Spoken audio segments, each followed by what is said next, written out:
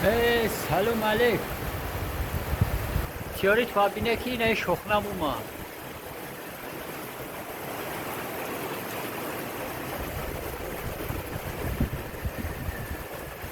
روزی افتو بود یکی شخنم این اصلا.